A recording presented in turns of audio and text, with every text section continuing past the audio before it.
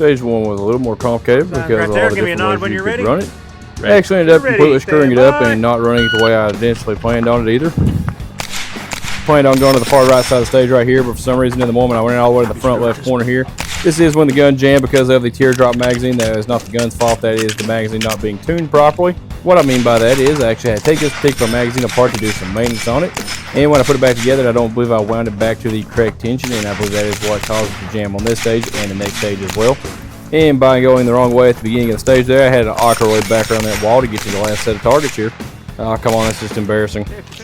On to stage 2, which was a pretty fun stage that the gun happened to jam at the exact wrong time, costing me 5 seconds. If you were a shooting rifle, you had to shoot these targets that I am shooting right here from this particular position only. And you can't forget the target hanging out right here in the middle by itself.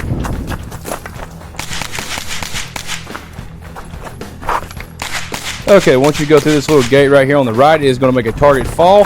I get one shot off, the gun decides to jam, and I missed that target completely, cost myself 5 seconds right there. And that right there is the first time I've ever dropped that teardrop mag on the ground because I wasn't very happy with it. Went ahead and swapped to my backup mag to finish. That brings to stage 3, which was my favorite stage of the day and also my best stage of the day.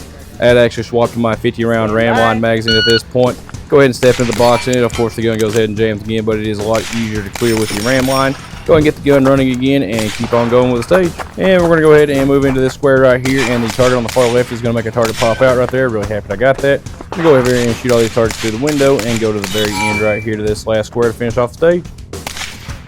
Even with the gun jamming and this last target here not wanting to fall on the first hit, I somehow did pretty good on that stage.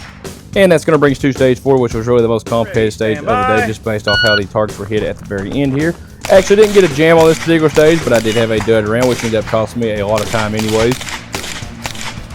Right, here's where we get a click, no bang, and I start fighting with the gun to get the round out of the chamber because it would not go off. Get the gun back up and running and go ahead and finish off the stage after that.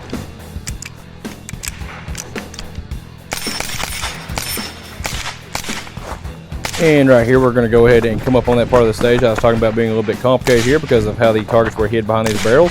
If you were not standing in the absolute perfect spot, you would miss a target, costing yourself a 5-second penalty.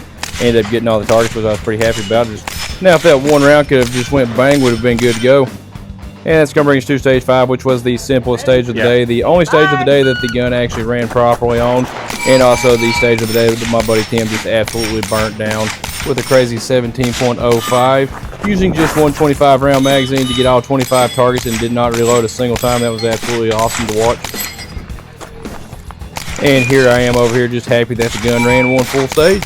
That's the end of another fun day of RFS. Wish the magazines had a rating a little bit better, but either way, if you're interested in this weird electric 22 rifle and how it functions, I'll link to my full-length video on it right now. If you made it this far, I just want to say thanks for watching. Don't forget to like, comment, and share. If you're looking for more Fun and Gun right now, you can click one of the 2 recommended videos there. If you're looking for more Fun and Gun later, you can go ahead and click that there subscribe button. I sure would appreciate it. And if you're finding me from Facebook, go ahead and click that open app button at the top to make all that a lot easier, and I'll see you next time.